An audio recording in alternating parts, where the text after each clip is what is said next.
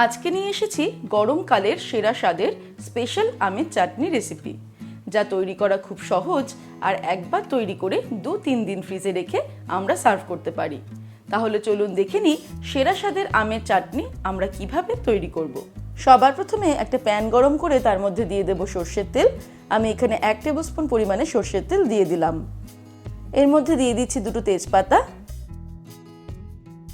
একটা গোটা শুকনো লঙ্কা 2 ভাগ করে দিয়ে দিলাম, আর দিয়ে দেব 1/2 টিস্পুন পরিমাণে পাঁচ ফোড়ন। তারপর ফোড়নটাকে 30 সেকেন্ডের জন্য মিডিয়াম ফ্লেমে ফ্রাই করে নেব। এবারে আমি 250 গ্রাম কাঁচা আম নিয়েছি, লম্বা লম্বা ফালি করে কেটে নিয়েছি। আমি কিন্তু খোসা ছাড়াইনি, ভালো করে ধুয়ে নিয়েছি। এটা এর মধ্যে দিয়ে দেব। এর মধ্যে দিয়ে দেব 1/4 টিস্পুন পরিমাণে হলুদ, আর দিয়ে দিচ্ছি 1/2 টিস্পুন পরিমাণে নুন। তারপর ফ্লেমটাকে মিডিয়ামে রেখে 2-3 মিনিট আমগুলোকে ফ্রাই করব।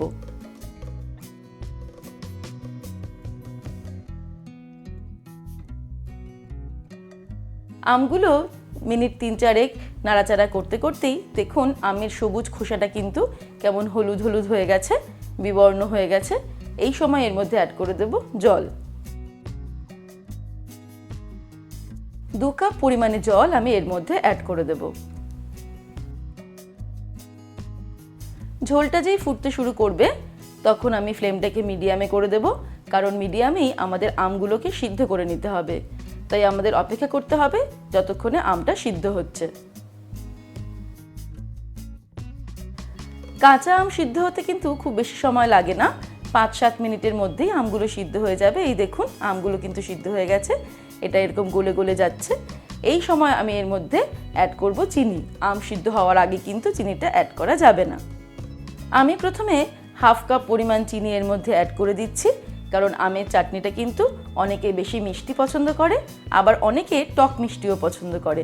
তাই আমি প্রথমে 1/2 কাপ চিনি অ্যাড করলাম। সম্পূর্ণ চিনিটা গলে যাওয়ার পর টেস্ট করব, তারপর যদি মনে হয় আরও কিছুটা চিনি অ্যাড করব। আর এই সময়েই এই আমের চাটনিতে অ্যাড করে দেব ভাজা মশলা 1 টিস্পুন। এই ভাজা মশলাটা কি করে তৈরি করলাম চলুন দেখে নিই। ভাজা মশলা তৈরি করার জন্য আমি একটা প্যান গরম করে তার মধ্যে দিয়ে দিচ্ছি 3-4টে শুকনো লঙ্কা। শুকনো লঙ্কাগুলোকে 1.5 থেকে 2 মিনিট মিডিয়াম ফ্লেমে ফ্রাই করে নেব।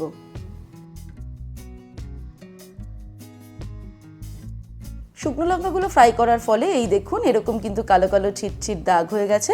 ঠিক এই সময় আমি এর মধ্যে অ্যাড করে দেব 1 টিস্পুন পরিমাণে গোটা জিরে, দিয়ে দিচ্ছি 1 টিস্পুন পরিমাণে মৌরি, আর দিয়ে দেব 1 টেবিল স্পুন পরিমাণে গোটা ধনে। এবারে সব মশলাগুলোকে একদম লো ফ্লেমে আমি আরও 1 মিনিটের মতন ফ্রাই করে নেব।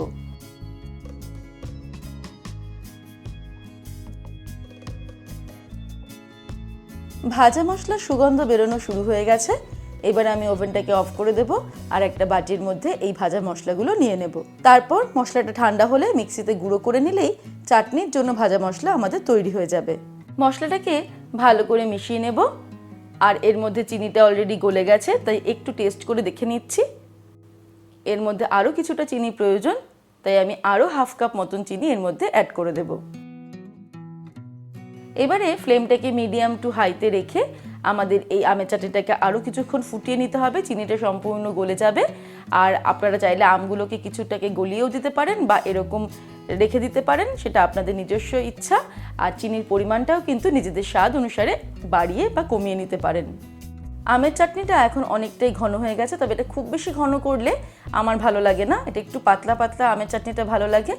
এই সময় আমি এর মধ্যে দিয়ে দিচ্ছি আরও 1 টিস্পুন মতো ভাজা মশলা, যাতে একটা আচার আচার ফ্লেভার আসবে আমের চাটনির মধ্যে, খুবই ভালো লাগবে। তারপর ওভেনটাকে অফ করে দিয়ে আমি আমের চাটনিটাকে একদম সম্পূর্ণ ঠান্ডা করে নেব, তারপর সার্ভ করব। আপনারা চাইলে এটাকে ফ্রিজে রেখেও সার্ভ করতে পারেন। ব্যাস তৈরি হয়ে গেল গ্রীষ্মকালের সেরা স্বাদের আমের চাটনি। বাড়িতে যে কোনো ভুরিভোজি হোক বা রোজ দুপুরে লাঞ্চের শেষে এই আমের চাটনির কিন্তু কোনো তুলনাই হয় না। তাহলে দর্শক বন্ধুরা, আজকের এই রেসিপি আপনাদের কেমন লাগলো আমাকে ভিডিওর নিচে কমেন্ট সেকশনে কমেন্ট করে জানাবেন। ভালো লাগলে লাইক করার অনুরোধ রইল, আর বন্ধুদের সঙ্গে কিন্তু অবশ্যই শেয়ার করুন। ভালো থাকবেন, সুস্থ থাকবেন। আমি আবার হাজির হব নতুন নতুন রেসিপির সঙ্গে। নমস্কার।